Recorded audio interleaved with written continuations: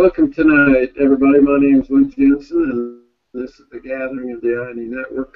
We get together every Wednesday evening and visit about our profitable hobbies.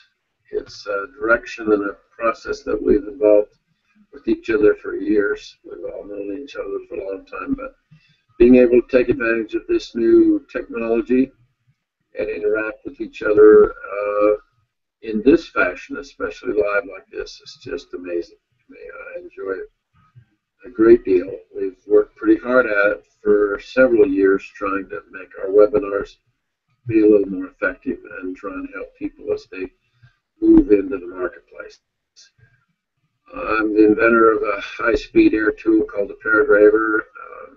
They've named it the Power Pen because it just does some magic stuff on all kinds of materials, and most everybody who's coming to the shows and participating with us has the equipment. And so welcome everybody tonight. All of you that are outside watching it on Google Plus or watching it over on YouTube, appreciate your participation. As the technology improves, we're going to be able to involve everyone else more often, and that's going to be really exciting because we have a rather large database. We've sold nearly 30,000 systems over the years, so we got an engraver, custom engraver and power carver in about every county of this country somewhere. We got Deb Coleman in from Pennsylvania tonight, and we've got Ralph Michaels on the California coast, and so we got East and West covered. I think it's time we can launch a show tonight and get on with it. As I started trying to zero in on this subject, it came up basically from things that I was seeing in my stream on Google Plus anyway. And so tonight we're going to visit about curiosity. And what I'm going to try and do is have you think differently tonight about curiosity.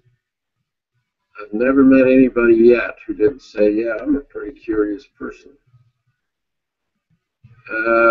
But the degree of curiosity and then how does being curious help you in your business especially, to me, are two different things. Coming out of my inventive days and my innovative days where I took the dental drill and turned it into this power tool, it had never been done before in all the 67 years of dentistry. And I don't think there's a dentist out there that would say, yeah, I'm a pretty curious guy. But the difference between me figuring out these other options with that high-speed handpiece and then making it happen are light years apart. So I'm pretty sure that's kind of a common human trait and characteristic, that paying attention to creativity and paying attention to your curious nature maybe is something we ought to sharpen the saw with. Maybe we ought to relook at what we're playing with there and realize that if this is a tool, I've got several tools in what I call my dreamer's toolbox, and curiosity has to be one of them. So as I go pull up the show tonight, give me a second here. We'll get this thing running here now. You should have Success Mountain up. Give me a heads up.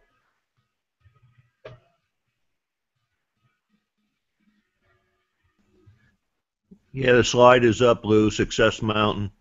Okay, thank you, Ronnie.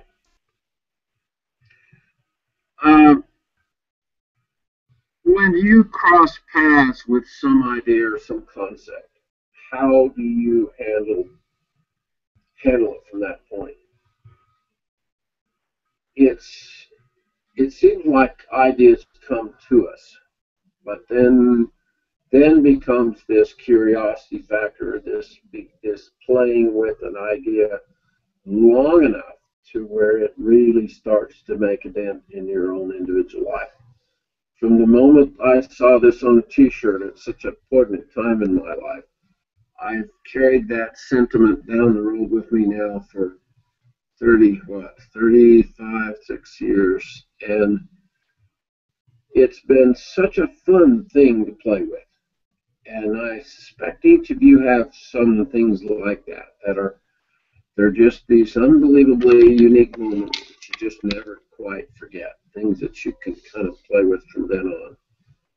Same thing's true with LifeWise for me. Um, when I finally put LifeWise together and realized that figuring your own life out and having the pathway is going to be so unique for all of us. I spent quite a bit of time with RK yesterday, and he's trying to really put some fire underneath his life now and see if he can't move this on up in a direction that will be really worthwhile to him now and in the future. And I just been reading Viktor Frankl's book, Man's Search for Meaning, yesterday morning. And the thing that struck me is he said, no matter how your life has gone, we all have these circumstances to deal with. In the green room tonight, we were getting ready. We got a full house again tonight, as we always do.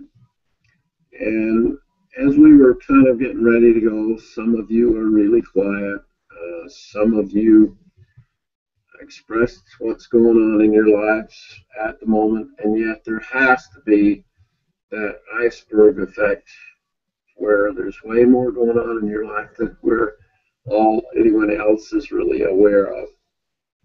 And what's happened in your past has brought you to now, and from here forward, how do you manage? Do you get up every day and just hit whatever comes at you, or you have a program or a way or a method to help you kind of pre-plan so that when you get up tomorrow morning, you really do have a good idea of what you're going to do tomorrow and how that will then lead to what you might accomplish in the future. I had occasion, I got an email today from the Bahamas, and a new inquiry came in today asking me more about what we're doing and how it works.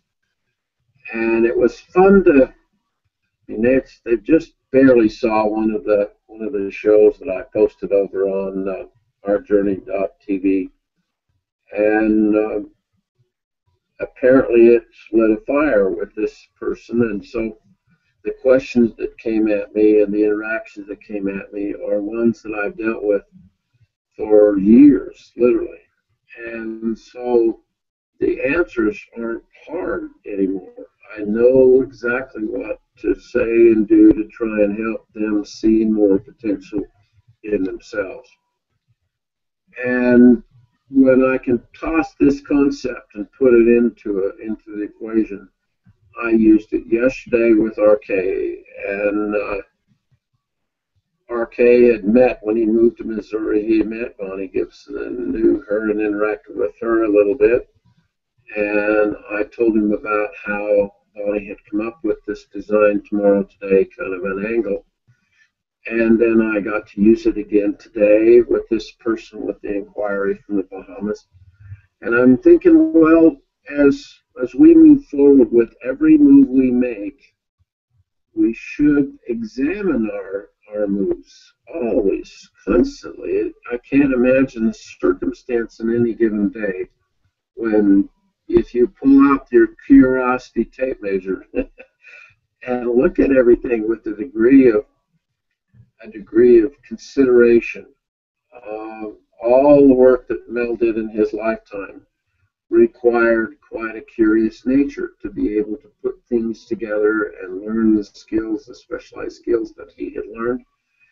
And all of those factors in having a quality life, to me, really do demand on the fact that we know what curiosity is and we're using it more in our lives, not less. The big news, of course, has been what happened with Ron last week and being invited into the Fox News broadcast with Brett Baer and Judge Napolitano, and it's really been fun to watch that mature for him. Started out as something pretty simple, has actually become a home run for him. And what's interesting is to see, because I'm in a position where I can kind of watch all of you making your moves. And I try to pay attention to who's struggling, who's doing what kind of things are on the plate, and is there any way that I can help or maneuver things in such a way that would help every one of you. And now, with what's going on with our computerization, Google is basically watching over our gathering for us. So we really start out with just what's happening, and then Google kind of pulls everything into place for us. From the time that I looked and posted this up for Ron a little bit ago to now, Ron has had 11,000 views in change in this short period of time. He's moved from 98 followers up to 350 followers. And that kind of activity to me is what's pretty darn important. It's a little like not realizing that there's $1,000 bill out on the porch because you never go out the front door. Someone left that money there, and by accident or it's lost or you found it, the value is right under your nose, but you don't see it. And I think that's where that curiosity factor comes. I can't tell you how many dentists in 35 years have called me and says, damn it, I wish I'd have thought of that idea. Every time I go through Walmart and go out and I use that little cart at the end of the checkout line, that little triple rack thing that's there that they put the food into as you're leaving, that's a patented device, and I don't know who patented it, but I'm sure I'd find out, because that's one smart way to handle a problem. And most people don't see the potential. They know the problem, but they don't see the potential, and I think it takes a curious nature to move you from one idea to another idea to yet another idea, and then now you're in the position that you are in now. Everything that Ron's done, and since I've met him years ago, we did the sales of tools in the woodworking shows, and we were buddies at the shows, friendly competitors.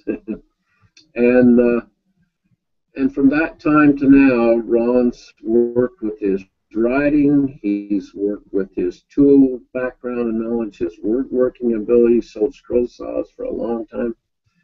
I went down and took a course from Ken Brown to learn to put the drill into calligraphy. He went out and hit a home run doing the personalized engraving and got that kind of rolling. And then his health has just overpowered his life the last few years. And so you start realizing that then what else is there? What else could he do? I went and pulled up your image page today. Every one of you need to type your name into Google, just the regular search bar, and then instead of hitting search, go hit images. And what it'll do is bring up all these related postings of everybody that has something to do with Ron's life now. And what tickles me is how that connection is happening for all of us. I posted this up, and then look where it's shown up over on Ron Schneeberger's site.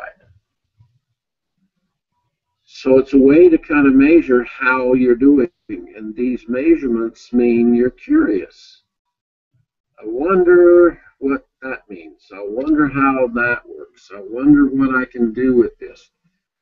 If all you did was be on Brett Baer's show and you didn't follow with anything else, nothing much would happen of it.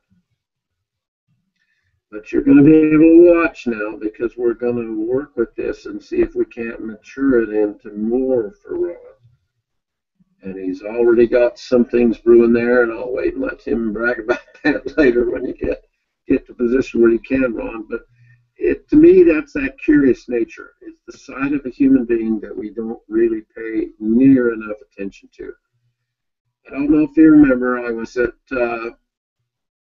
488,000 views, and I decided to see how fast I could push it over half a million. But it went way beyond that. And now it's jumped 30,000 views in a week. Now that much social media kind of connecting, it's measured from every aspect of what you do and what you put onto the web. But that kind of measuring by the computers and by Google, keeping track of it for you, has to be of some benefit. It has to show numbers and reaction and participation. And that participation rate is the thing I want you to be strongly curious about. Put it on the wall somewhere and make a graph out of it. Show yourself the gradual growth and progress. If you don't do it this way, you're not going to see much of the change. You won't notice that change. So as you start moving into these other areas, we're trying now to figure out, all right, how do we sell things via this mechanism? I filmed Craig and Robin's new gunstock carving video Monday and Tuesday, and I've spent all week converting it. It's so much footage. I think we got 50 gig of video information to process now, which is, it's an interesting challenge, but it's so damn good. I kept thinking, when I'm looking at the video all day today, it's going to help so many people in such a strong way when I can get this done and get it on the store and get it moving out into the marketplace. But it's also going to help Robin and Craig, which is what we're doing it for. And when you realize there's this whole new way of doing business, this whole new way of trading what you know how to do, whole new way of packaging what you know how to do. And when you can see that kind of opportunity, then all of a sudden you begin to realize that you don't have enough time, and if you've got a plan, there's never going to be quite enough time. But I've always admired Leonard Bernstein as a conductor, and I even dreamed of heading in that direction when I was a young musician in college, in my college days. But when I saw this quote, I went, oh yeah, isn't that how it is? All you need is a plan and not quite enough time. So the goal tonight, sharpen the saw and see if we can't pull our curiosity up on the front burner for a while. This is a very creative time for our little gang. We're working with a tool now that seems to me to have such a wide range of implication. When you can communicate, that young girl I bumped into, that singer in Germany, put out a post, and she put it out in German, and all I had to do was hit the translate button, and the computer automatically translated it for me.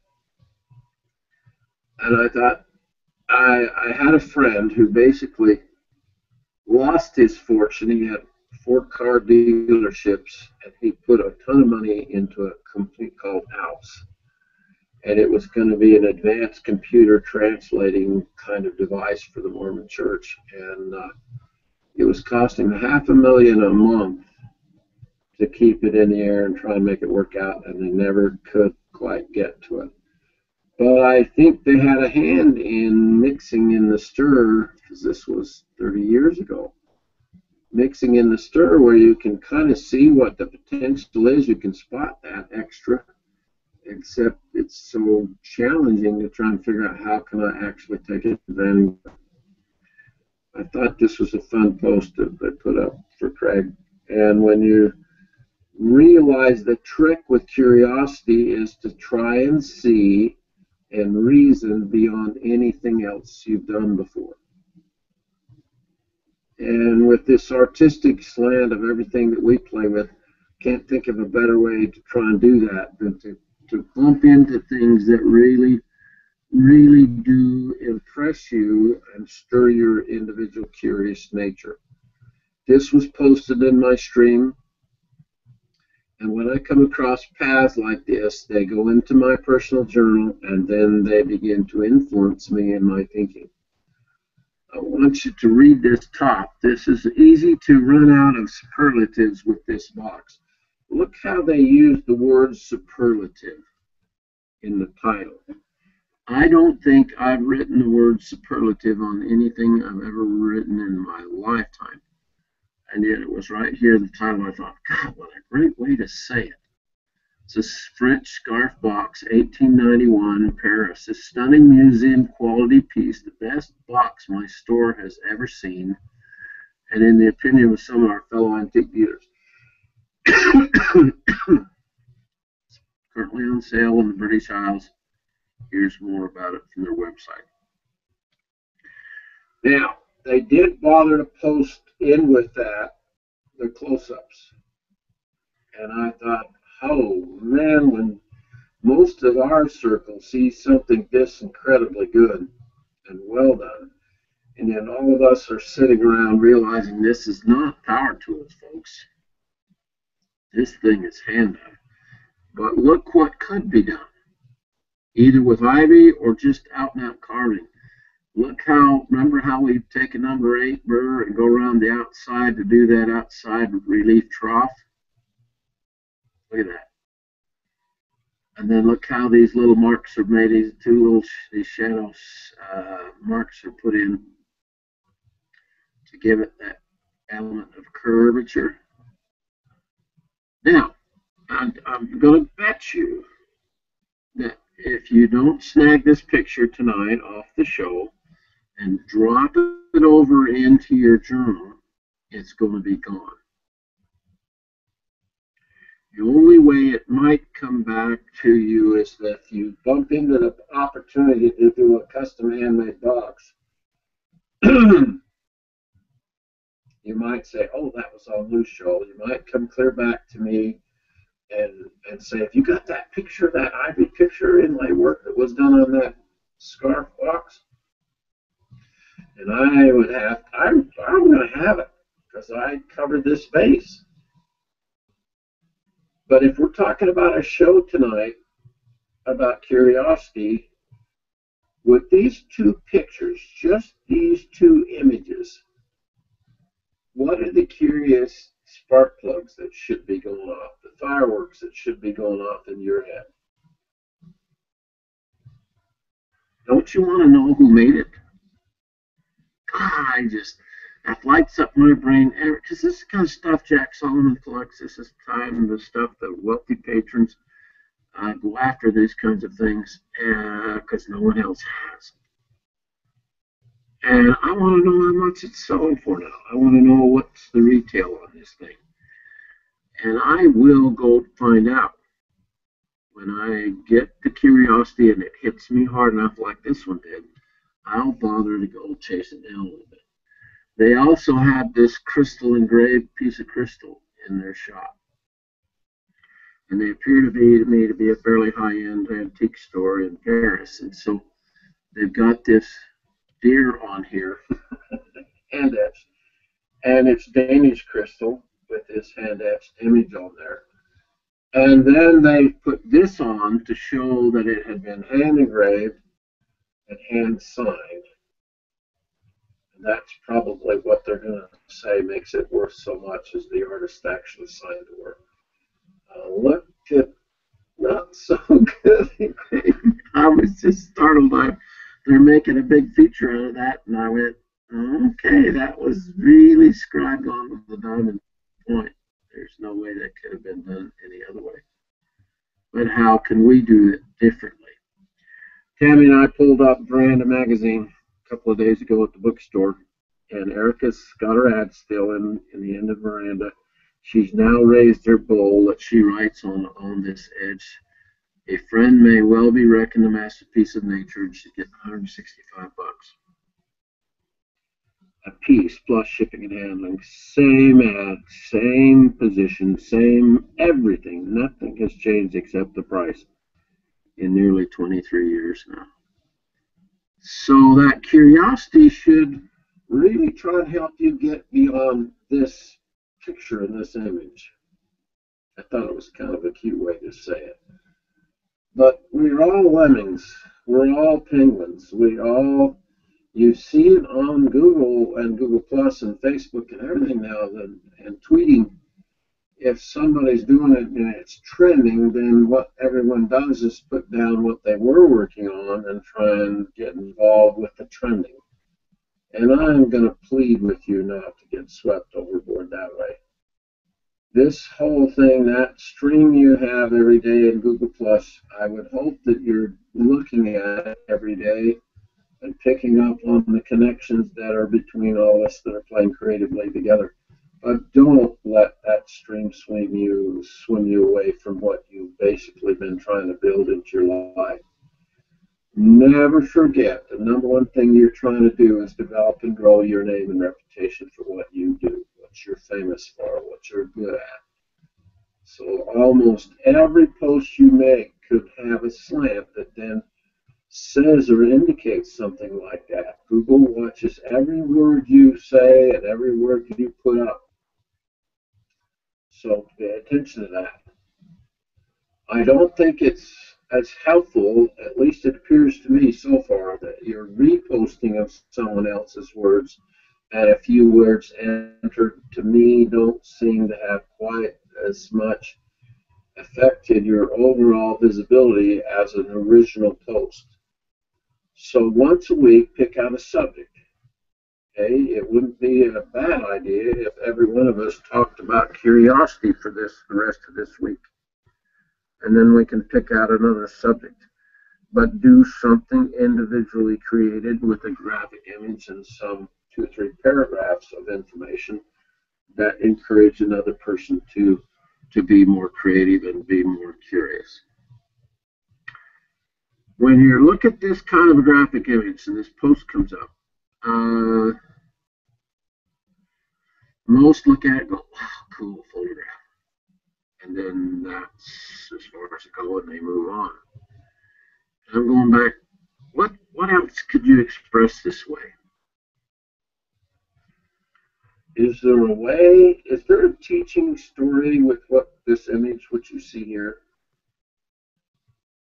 Is this often kind of how life is? We're in the dark and all we got is tunnel vision and the sun shining is out there except we can't quite get to it. What kind of an opening could be, what kind of shape, what kind of a graphic high contrast image could be in front of this instead of the cave opening or the hole in the wall? What else could that shape be there? If you had a little Photoshop, you could really have some fun with this, couldn't you? When they catch my attention and it lights that little fire of curiosity, that's stuff I think you should really concentrate on and really spend the time, because that's, to me, all eternity trying to signal you and say, hey, pay attention. How many of you can kind of reason through how this piece is made? You could tell by the molded edges on it that it's a cast piece. In other words, they pour it into a mold, and that mold shapes those outside beveled edges, and they call these mountain blocks. And so it looks to be upwards of an inch thick. But then what they do is he casts this in, the bear is actually cast in the mold. And then he comes back in and puts the hair in with, I think, a really high-speed scribing tool to actually etch the concavity. So this is true intaglio, but it's not cut from a solid piece. It's first cast, which really speeds everything up. What he does is come in and carve in the details and put the hair in. And every one of them you see like this are largely done the same way. They are animals, and then they add the hair to make them look even more attractive. And it looks really hand cut. The only hand done is the finishing and the chasing. So as you try and look at what you're doing next, and you're paying attention to these big ideas that you're trying to grow into more and more value. When you spot something like this one, my curiosity, I really sat down and looked at this for a little while because they say that the top Facebook pages by far, it has something to do, the biggest reaction is the news. Next is anything that's being sold. Then outdoor recreation, fashion, humor and gossip, sports, they all have about the same kind of impact up through there, a little bit in the political area. And then self-improvement, where I play a lot, was equal to political. I went, well, that's impressive. Because it's two categories that most human beings say, oh, I'm not going to worry about that much. I don't care if I'm going to get any better personally or not. Bloggers are here, cause-related, education, entertainment, financial services on out.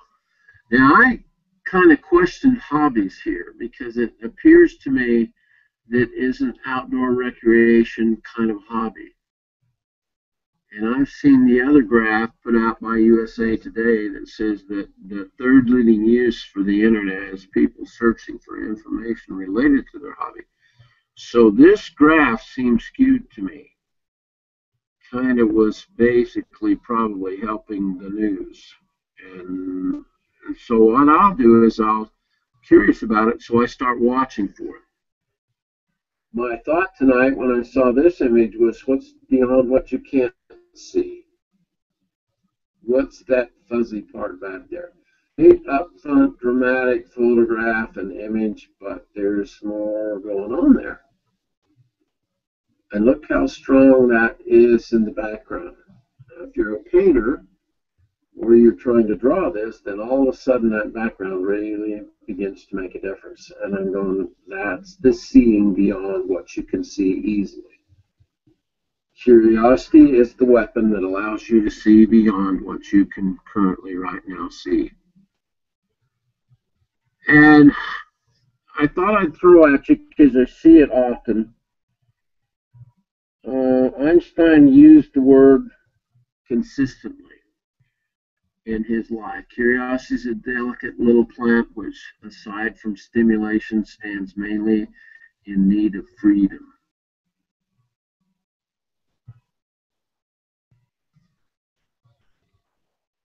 Your imagination is your preview to life's coming attractions. And I tried to say this in about 15 different ways over the last 7 years, that when I bump into people that don't know what next they're going to do with their life, the only way I can see that that would work out is if you figure it out. If you go to somebody and say, what should I do with my life? You're always going to get an answer, but it's, I think, going to always be a bum steer. You're the one to figure out your pathway. And those of us that are a little older now, we don't have the same luxury that we had when we were 50 or 30.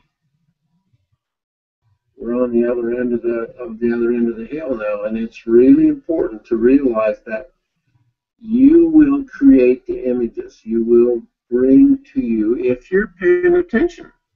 If you're curious about it, then you've got a chance of somewhat figuring things out. And that image and those impressions and those whispers, I think they do come to all of us. The important thing is not to stop questioning. Curiosity has its own reason for existing. I am really going to zero in on that for the rest of my life. Curiosity has its own reason for existing. Does that sound like a tool to you guys? Doesn't that make it sound like it's a gift? It's something that we have, but we don't always use it. We approach it from the same old position, and we just doesn't dawn on us that there's all this other kind of potential. I'm neither clever nor especially gifted. I'm only very, very curious.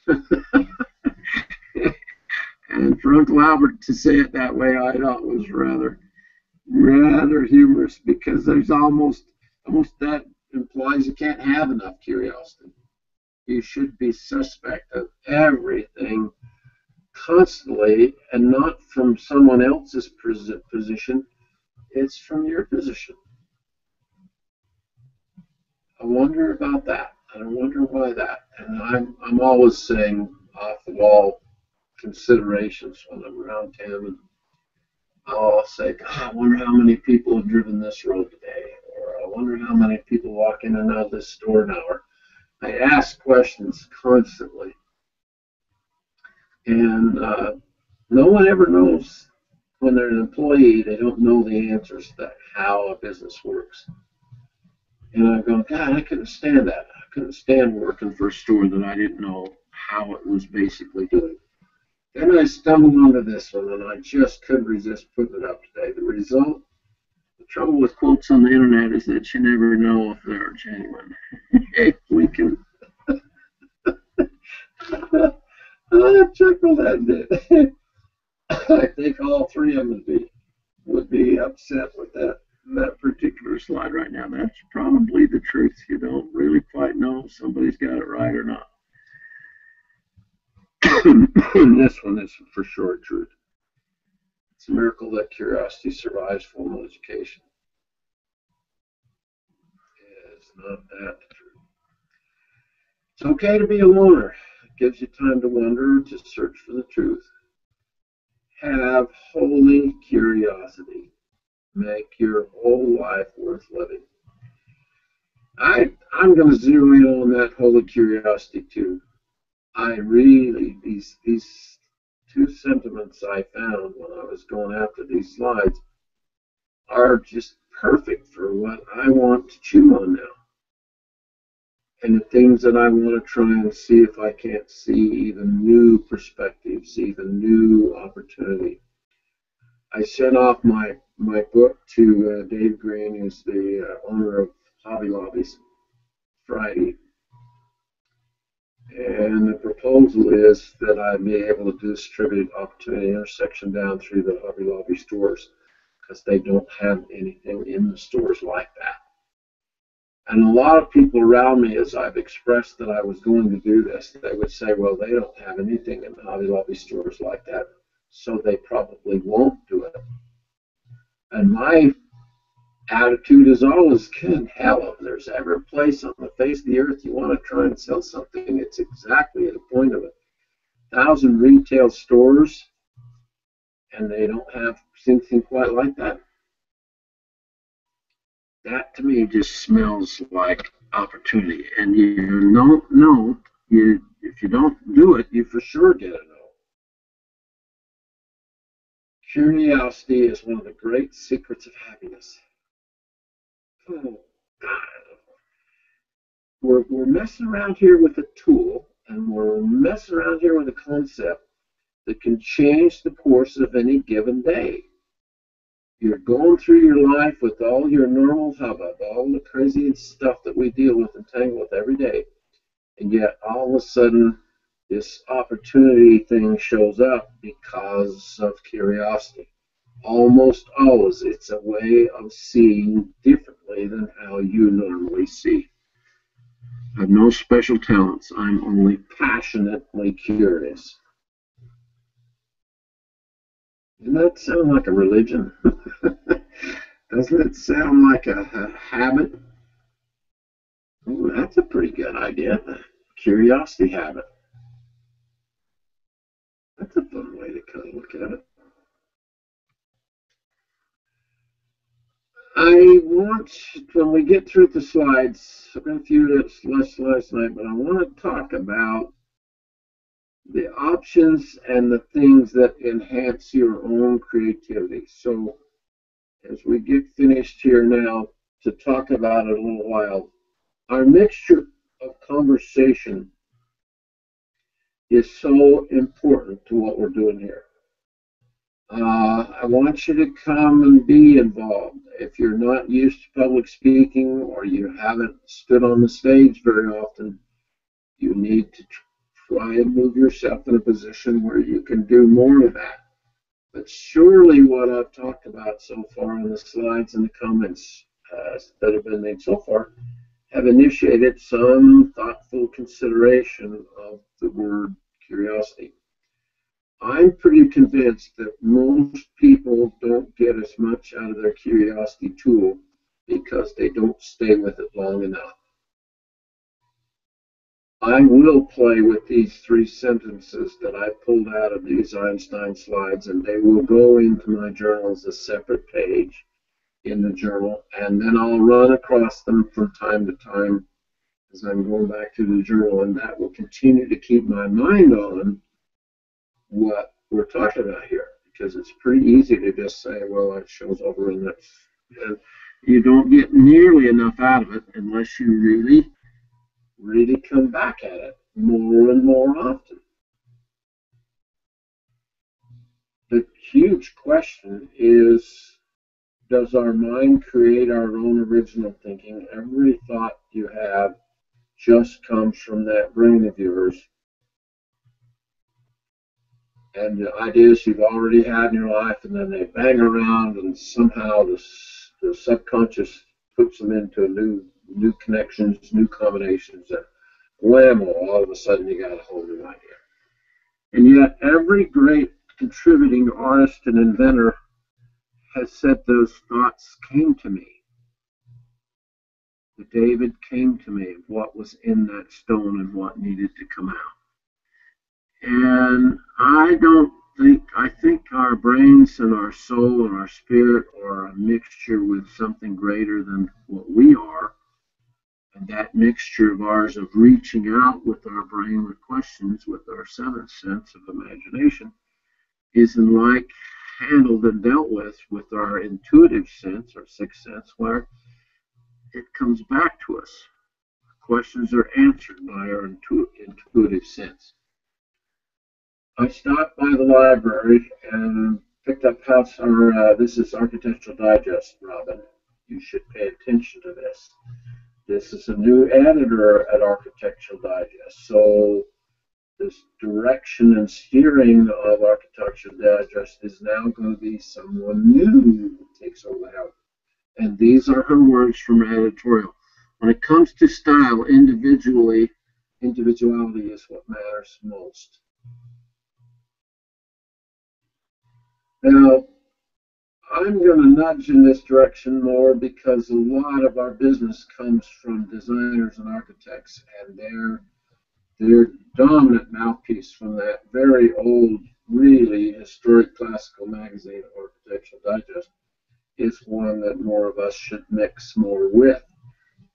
So, do you think I could take that first sentence of hers and put it on a piece of crystal and etch it on or hand etch it and send it to her, and all I do at this point is say, geez, that sentence you put in your editorial in this particular issue really hit me hard. What a great statement. When it comes to style, we talk about style all the time. I can tell when Robin's doing work almost all the time. She has a style, she has a way of doing things. Craig has a way of doing things. Al has a way of doing things. Most things that Mel does look like Mel's work. And when that way of you expressing things shows up repeatedly, to me, that's the style. That's your way of doing your own individual expression. And I watch for these kinds of signals, these kinds of moments that just back up and almost like a dump truck all over you. I'm flipping through the pages of Architectural Digest and look at this title in this ad. Isn't that what we're all struggling for? Isn't that what makes getting up every day worthwhile? If you've got an inspired and encouraging lifestyle, I don't know how we can do it any better than that. And all of a sudden, here's a full-page ad in a very expensive magazine. I'm guessing this page cost 80 grand to be in there. I bet they spent half that much having the ad created, and it did for them exactly what they wanted it to do. A lot of people who read through that magazine are thinking those same kinds of thoughts. It's designed for an inspired life. I quickly grab this with I can take my phone now and I can just grab everything. I think this is fair use. I don't think I'm crossing any lines here legally because I left my hand in the image too. But with my phone, I can grab this really quickly because one day in my Soulworthy and Trust Saratoga, I'm going to have a wall like that. I just love how this is done in the whiteness of it all. And if it's ever a place that needs something really elegant right there, something hand carved and something that's usually, I'm going to have it something that's inspiring. And when I click those images off and I throw them into my personal journal now, they do influence my future. Every quote said your imagination or glimpses into your future. And what you pay attention to is those images and those concepts and those ideas that really, really start to have a significant meaning to you. This is Tiffany's ad this month, full page ad. And they've got all kinds of stuff going after yellow diamonds. They've moved up in the last 4 or 5 years. They're as hot as any gemstone out there. And when you see them presented this way by Tiffany, you know that it's expensive. And you know that it's hot in the economy, and it's definitely an upscale kind of item. And I also put those in my journal because that's who I fish for. I try and pay attention to what's being done. This is the new way to do a band. They've done the center stone in here, and then they set these stones at an angle on here. And that's how this wraparound was done for the diamond as well. Now, those are design ideas. And when you see them repeatedly, then you start to know that something's happening in the marketplace. It's exactly like this ad. I used to own a couple of crop dusters, and when I see somebody crazy enough to crop dust and fly, I just sit back and chuckle. Then I stopped and read the quote that came with it. How many government officials does it take to make sensible decisions about pesticide regulation? Answer: nobody knows because it's never been done. I thought that was so clever and so cool. And then I saw this, and I just can't wait to show you this. I've been excited about it all day because this is such a nifty thought. It's just simple cross stitch. But look where it is. So you can see, okay, the holes are here. And then they cross stitched it on metal.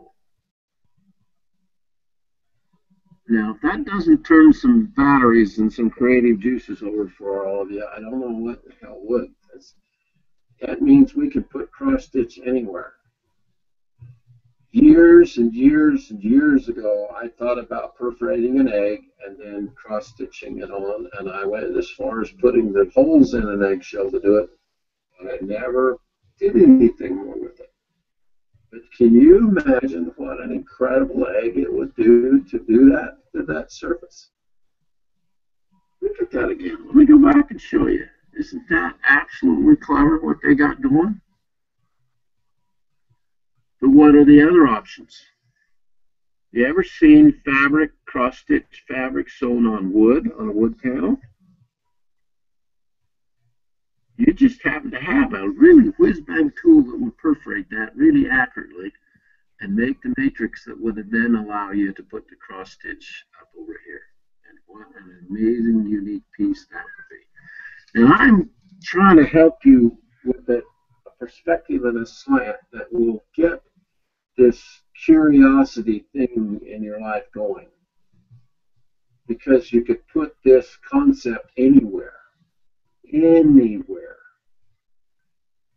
And when you start stretching your thinking and going after unusual and unlikely combinations, that's what you're after. That's what all eternity is trying to help you find in your own individual life.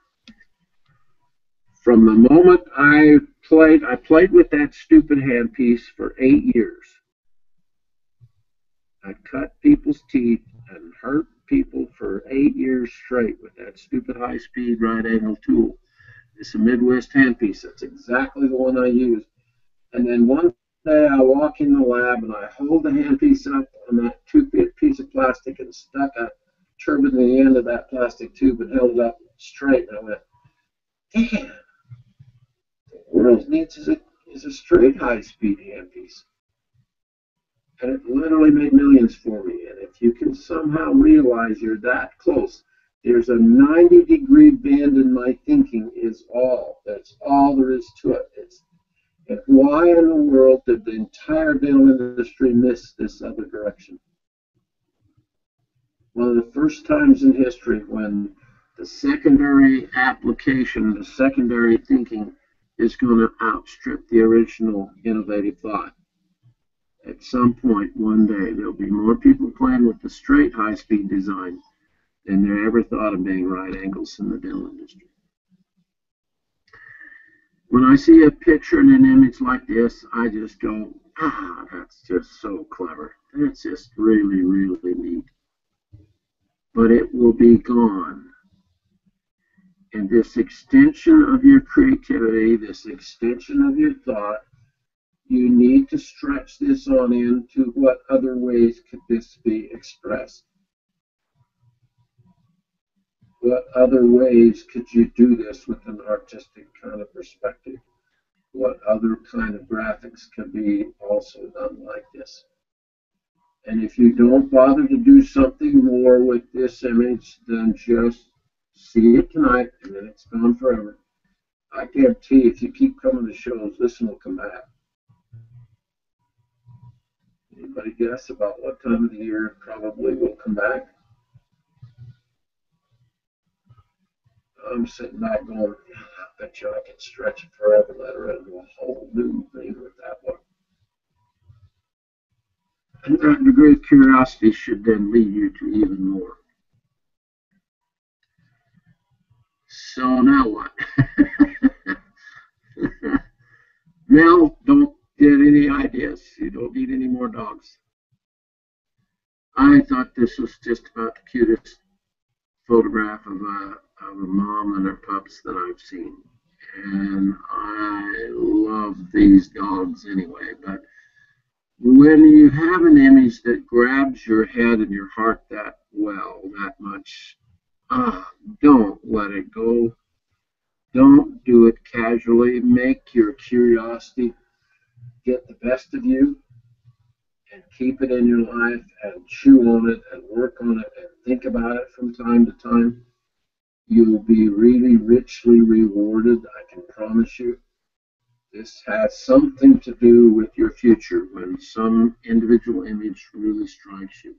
This one was also posted on the web this week, and I don't think I've ever seen a photograph done or a presentation done like this. This is a locomotive with the tracks and everything in a museum.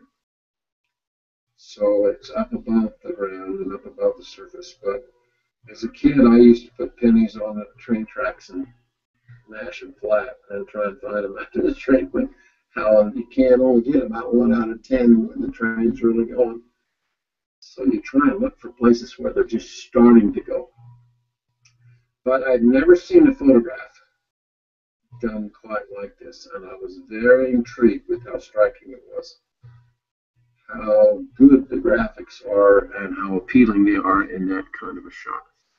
This one also, never seen it done quite like that, and if that's not the cutest little bird, and then this little sprig of the leaves here, and that twisted body of that tree and the limb for it to be perched on, and such a cute image. But what a great way to carve a piece and compete in the world. This is a Larry Barth kind of deal, isn't it? This is exactly the kind of stuff that he and Doug, what was that other kid's name that used to do so much? Those same kinds of images. But tomorrow it will be gone unless you do something more with it. Okay? So I posted up this new Google Plus journal. It's a community. I got 20 of you in it now. I would like everyone, what I'm doing is posting a series of steps to help you get this personal electronic digital journal set up. So you can use it off your phone, you can use it off your computer. And once you start learning how to use it and make it a little bit of a habit, the habit of curiosity is what we're after here now. Not curiosity that hits you once a year. If you want your imagination to affect your future and you want to guide your living a little bit more, then I'm going to encourage you to try and make some sense of the thoughts and ideas that come to you. Capture them in one place, and then you've got a shot at it, okay? It's hard for me when I bump into somebody my age and they've not invested in this kind of a thing at all. And yet they're still curious now. I've not got very much time left. Which way should I actually go? Look how delicate that carving is. I shot this photograph. This is the carving in the Chicago Art Institute. And you want to see some stonework and some cloth work in stone. This one is just about as good as it gets. Magnificent piece. But the stuff that Greg Woodard's done is just as magnificent in its own way. And when Greg put together woodworking and birds of prey in particular, his whole life, his effort has been extremely focused. You see that at all? How he got on birds of prey as a young man, and then he got on carving, and then he got on wood carving, and his family's built cabinets for years and years, so wood's just got to be it for him to begin with. But he went after, I remember talking with him, he said, Lou, if I can ever figure out how to express the personality of a bird, I'm going to change how this competition is actually done.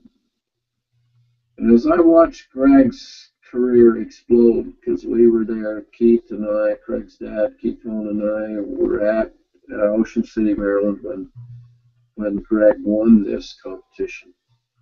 And I've been around for most of the Masters when they've really had a home run in the marketplace, and that just nothing I enjoy more than seeing someone just light up all the rest of their life, something extremely focused that they're doing, something they dearly love doing, and they're finally getting paid well to do it.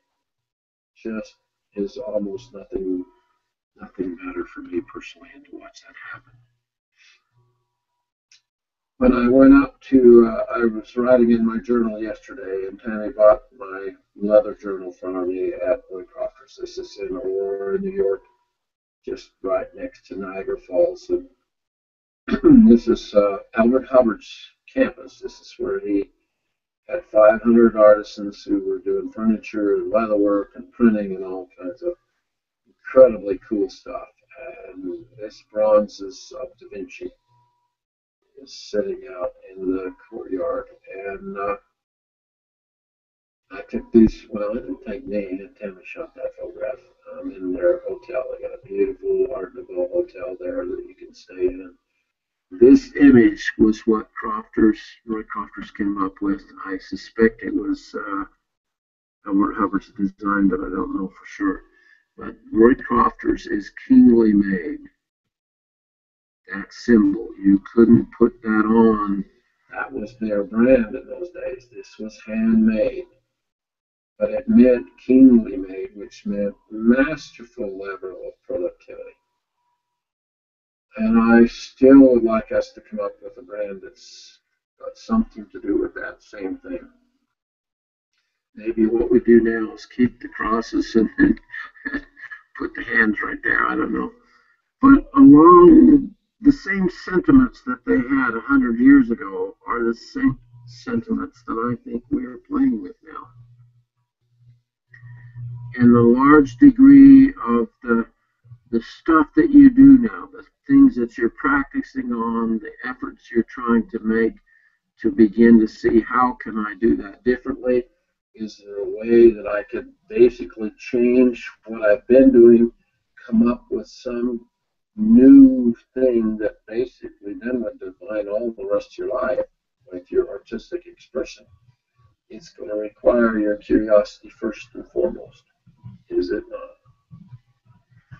I think this is a good subject. I think this is a concept that I really want to pursue and I really want to stay on it. I'm going to do it every year now. From now on, we'll be in the mix of the shows because I've not done one on curiosity before.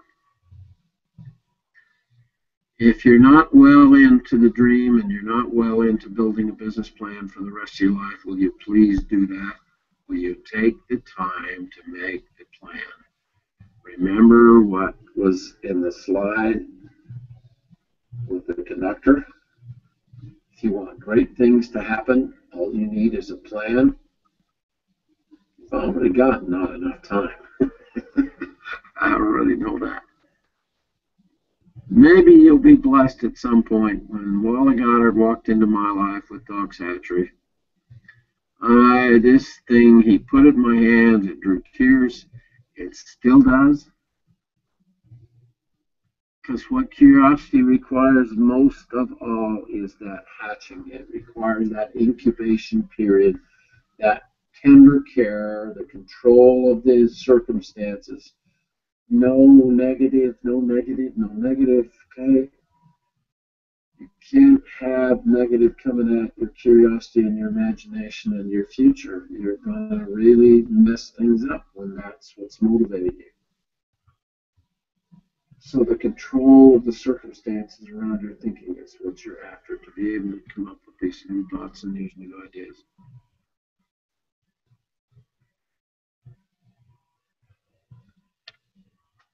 No matter what people tell you, words and ideas can change the world. And it can change your world. This is how it's done. If all you do is react to the struggles and the strains of a normal everyday life, you're going to really burn through the years too quickly. Make yourself a promise tonight. This is a really amazing meeting where we're together except we're not. And that allows you to think about and chew on what's being thrown at you, saying, you know what, this is something I really need to consider. You see where I came up with ideas and dreams is the name of my personal journal, digital journal. It's who you are. It's how you live. It's how you will find your way. So if you're not a good, consistent journaler, I'm trying to have one more time. Have you see how valuable it is for you to track your thinking? Don't forget Einstein's words of wisdom. No special talent. I'm only passionately curious. It's a dreamer's tool and it's a passionate prescription.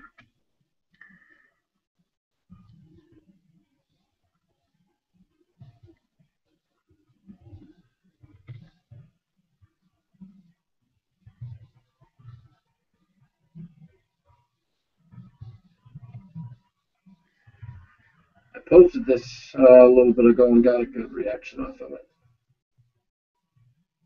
And I thought, well, I'm going to add curious to the mix. Let's be adventurous, curious adventurers, shall we? Let's see what we can find. Have you ever seen a better photograph of an owl than that one? I like the one I'm carving, the one that Zachary's in, but oh, boys and girls, that one was just astounding. From now on, the front end of Jensen's life is going to be the Handmade Crusade. I talked about it for about 20 years. I'm now at a point where I don't know how much more time I have, but I am going to put in place this future of handmade things. As artificial intelligence and robotics and all machines take over everything, individual artistic expression is going to become extremely profound, way more than it ever has been. And the difference is what it does for you, the artist. What you produce with your personal degree of expression and your effort to try and capture your thoughts and feelings and put it into visual art or into music or into writing does more for the person doing the creating than it does for the person who buys it, who collects it, who wants to capture it. And I think people like, I'm trying to talk Jack into doing one more show where I can get him to really express the kind of things he's invested $40 million in the stuff in his life, and he buys things that light his personal fire. And so unless you've got a really strong visual presence that express from the same fire that comes from within you, I don't think it ever has that same kind of sizzle and zing to it. And I hope that we as an INE circle can discover, develop, master, and share that talent from now on. I've used this slide once before, and I forgot to bring this guy's name in on a slip of paper. I got it written down. Tammy handed it to me a couple of days ago. He's a veteran. He'd been in constant physical therapy and psychiatric care since Vietnam every day. And he had this article written about him when he started carving eggshells. He says, "This is the first time I've been able to deal with the struggles of what happened in Vietnam." He started carving and engraving truck and car windows. I thought I'd lost him, but he found me again and called him just a couple of days ago. So I'm going to add to the story here and draw him into what we're doing now. It should be really a lot of fun. I'd like you to meet him. Gave me a whole cord of wood one time, so we got a fun story I got to share with you at some point. Pleased and proud of all that you accomplish, because you're the hanger-in guys. I'm preaching to the choir, but I just really think that every one of us have some room to develop and continue to enhance our own individual curiosity. Okay, first one with a hand up and gets to say something, they get to command of them. Now, Rick, how are you? What do you think? Okay, that white wall panel that you showed, that you want to put Saratoga. Yeah. What you ought to do Okay, here it comes. is put an elegantly hand-carved question mark in the middle of it. Oh, yeah. What a great thought. Absolutely. Absolutely. Maybe in such an expressive way. I guess that's the symbol of curiosity, isn't it? Yeah, pretty much. Pretty much. What a neat idea. Every time I see a wall done like that, and they're in all the big and hotels that got really exotic custom work done like that, and I see that way of doing it, especially the filigree that's always around to define it. I go, oh, that'd make a great book cover too. Great book cover. Thanks, Mel. That's going in the journal. You're welcome. And curiosity and imagination hold hands as they stroll down the lane. That's a good way to put it too. I've always thought that curiosity, they're the same ruler.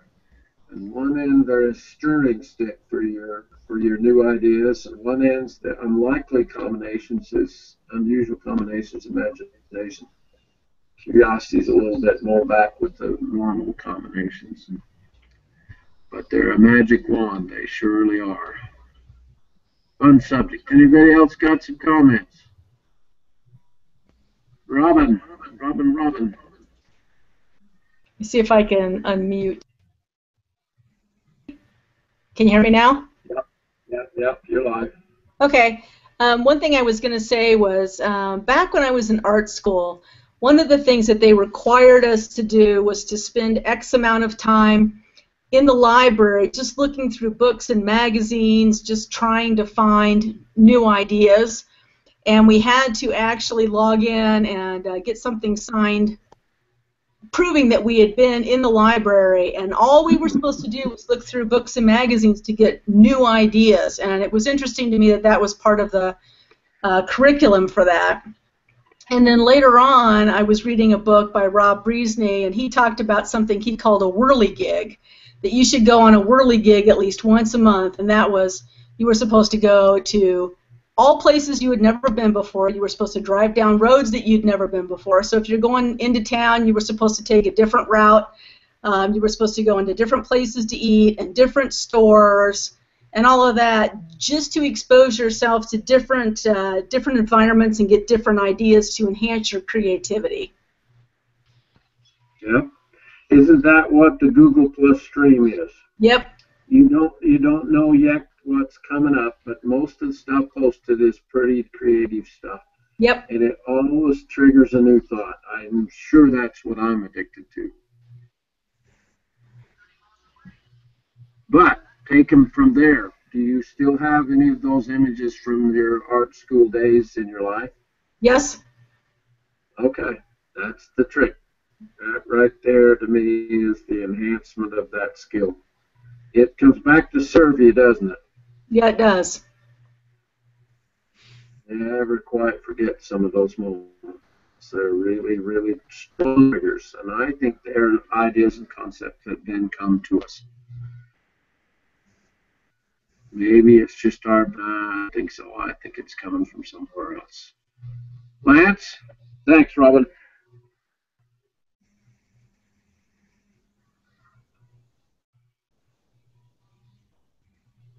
Get your mic on.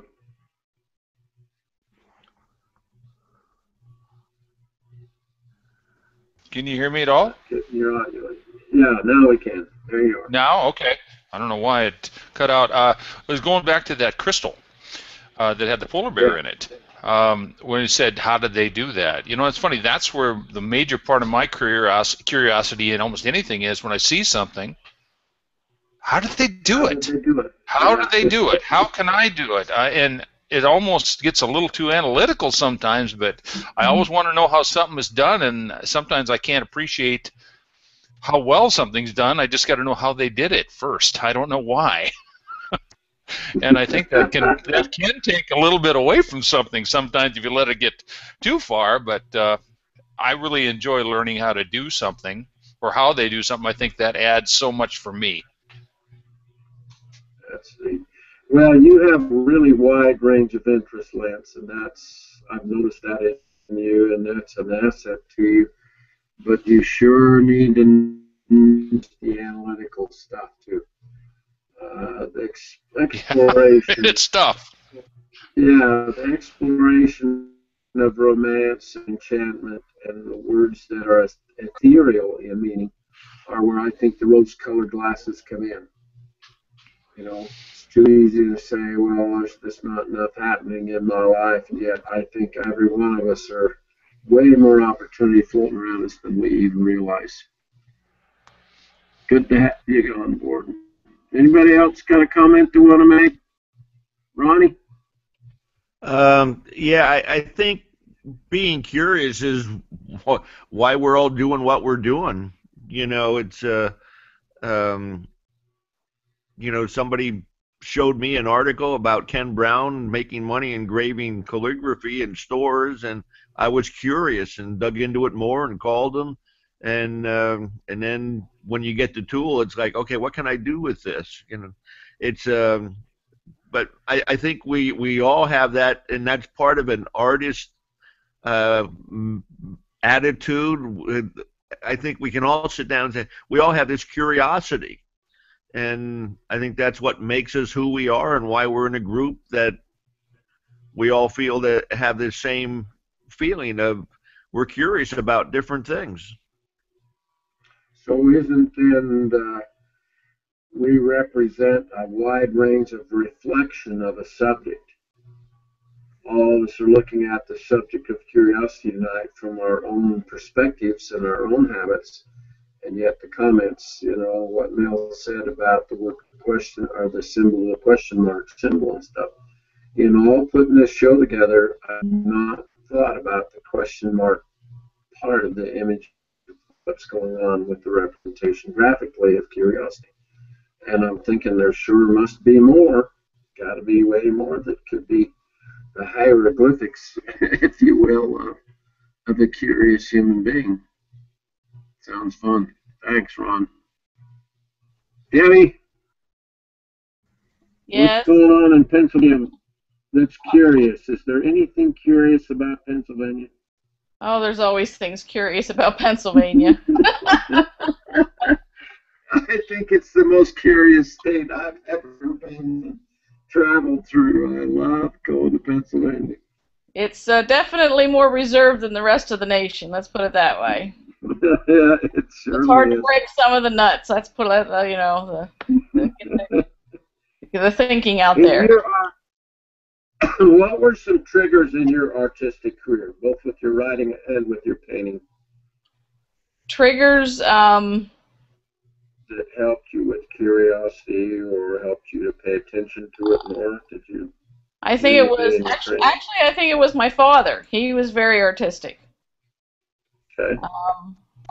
He could take some. He could look at a piece of furniture and go home and make it without a pattern. Mm.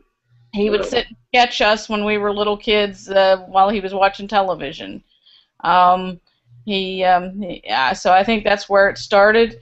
And then I was in 4-H, and so in 4-H you learn by doing. So the curiosity of learning how to do things. You learned how to accomplish a project.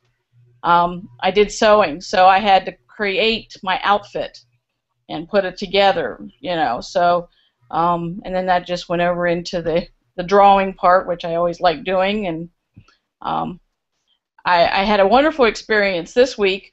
I was invited to listen to P. Buckley Moss. I don't know if any of you folks know this artist. Maybe Rob might. She was a Scottish Italian who grew up in New York City, and she was dyslexic, so she could not handle school. So her mother found a way for her to get into an art school in New York, and she makes a lot of money. She owns villas. She supports foundations, and the reason I got invited, she just built a $1 million art gallery at Blacksburg, Virginia. So I got to listen to this. She's 81 years old, and she said her idea of life is if you have energy, you use your energy, and you work every day, and you don't be afraid to work. So I thought that was rather inspiring. That could be applied tonight too, because what I'm implying is more work with curiosity. Don't Right. let it just be this fleeting feather. The more you dig into it, the more I think you're going to uncover of your own individual capacity. So when you has this woman been an inspiration for you for quite a while, Deb? Oh, I've seen her artwork many years ago. She does a lot of Amish. They're not true to form. They're kind of a little I want to say stretched, but it's very typical of rural life in Pennsylvania or New York or Virginia, and she's very, very well known in many of the art circles. She's very, very interesting person to listen to talk. Wow. Now, what I've done over my life is when I ran into Yvon Chouinard's French, and he started the company Patagonia. And he came to America when he was 5 years old and didn't know English, and so the kids in public school just read. And the only way he could get away from them was to climb. And so climbing became his way to get away. And then he started rock climbing. Then he started climbing in Yosemite, and he started taking on more challenging things. And one day he was climbing in the White Cliffs of Dover in England with some friends on a special expedition, adventuring, as he said. And a guy gave him a rugby shirt to climb in, and it had a 3/4 inch length sleeve on it. So with the long sleeve and the heavier fabric of the rugby shirt, he brought those home and started to sell them in California to the other climbing people around him. And those little moments of curiosity and attention to those details led to Patagonia, which is several hundred million a year in sales now and does all the outdoor sporting goods, clothing and stuff. And when I hear stories of that degree of success that have a feeling that I respect, a feeling that I'm just like someone else is conversing back into my circle, into my life to give me that inspiration of that there's got to be something. If Chenard can do it, then maybe I can find something that I can then do in a similar kind of fashion. Remember the picture of the quote from the lady from Architectural Digest, and she talked about style is your unique expression. And if there's anything that every artist should be concentrating on is how you do it, how you do it differently than anyone else. Constantly make an effort to step past replication of what someone else has done. When we're starting out, the only thing you can do is replicate. That's how you learn. But there comes a time when you really need to listen to your heart and your soul.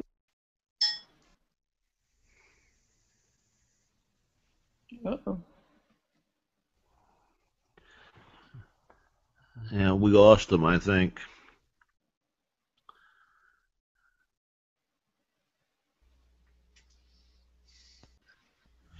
Yeah, Craig Hone muted Doc. Oh, Craig did? Yeah. Well, we have no picture either.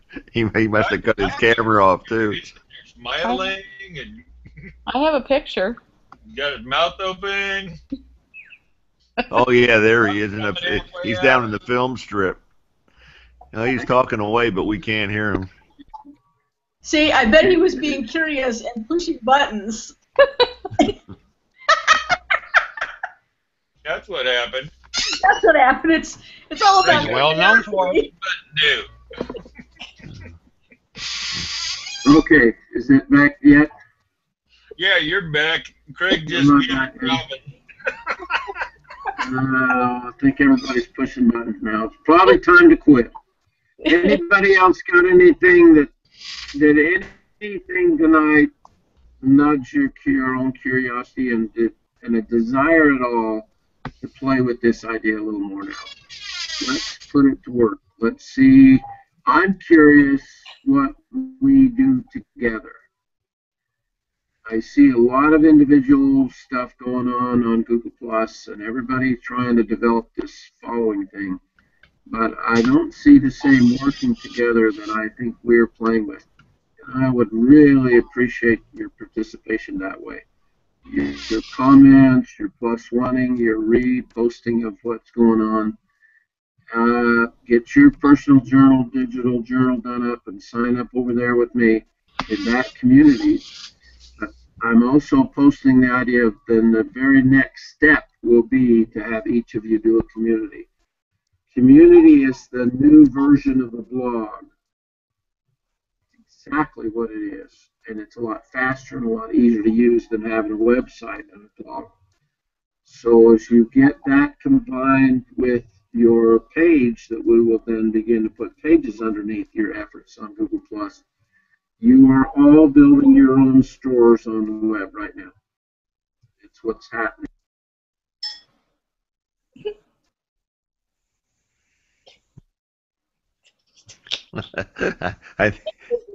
Yeah, he muted him again.